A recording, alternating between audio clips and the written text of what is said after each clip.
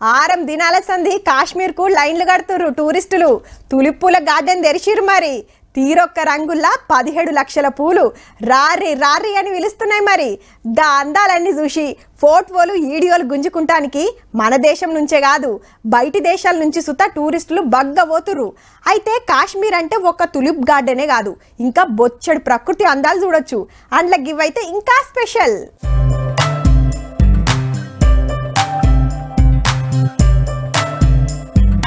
నీళ్ల మీద ఇండ్లు కట్టుకునేమో అనుకునేరు. ఇండ్లో సొంటి బోట్లు ఇవన్నీ. కాశ్మీర్ కు పోయినోళ్ళు షికార బోట్లలో తిరుక్కుంటా దాల్ సరస్సు అందాలు చూస్తోళ్ళు ఇన్నొద్దులు. కానీ ఇప్పుడు హౌస్ బోట్ల షికారీ చేసుకుంటా మురిసిపోతుర్రు. వరెవ్వా ఏమన్నున్నాయా? అచ్చం ఇంట్లో కూర్చొని కాశ్మీర్ అందాలు చూసినట్టే ఉంటుండొచ్చు పోయి వెక్కితే. అగో ఇదైతే 2 అంతస్తులుంది. ఇక లోపట చూడుర్రి సౌలతులు ఏక్ నెంబర్ ఉన్నాయి. రంగురంగుల లైట్లు, సోఫాలు, కుర్చీలు, ఏదైనా రాసుకుంటానికి బల్లలు, ఇట్లా సగులం ఉన్నాయి. నిన్నయాల్టి సంది కాదు, వెనకటికెళ్లి సరస్సుల షికారు కొడుతున్నాయి పడవలు. అయితే హౌస్ బోట్లన్నీ పాతగా అయిపోయినాయని షానొద్దులు నడవనీయలే సర్కారోళ్ళు. నిరుడు సందే బాగు చేసుకొని తిప్పుకోనరంటే రిపేర్లు చేసుకుంటుండ్రు. 100 కుటుంబాలు ఈటి మీదనే పూటెళ్లదీస్తున్నాయట.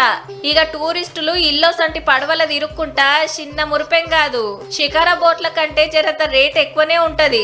గంతి ఏం పెడతాం అనుకున్నోళ్ళు షికార బోట్లలో తిరుక్కుంటా హౌస్ బోట్లను చూసుకుంటా మురుస్తారు. అసలే ఎండాకాలం కాబట్టి చల్లగుంటదని దేశం మీది బాజుకే బగ్గ టూర్లు వేస్తుంటారు పబ్లిక్. కాబట్టి ఈ ఎండాకాలంలో ఫుల్ గిరాకీ ఉంటది. ఇప్పటికే కొందరు ప్లాన్లు వేస్తుండొచ్చురు. పోన్రి హౌస్ బోట్లు ఎయిటింగ్ అక్కడ.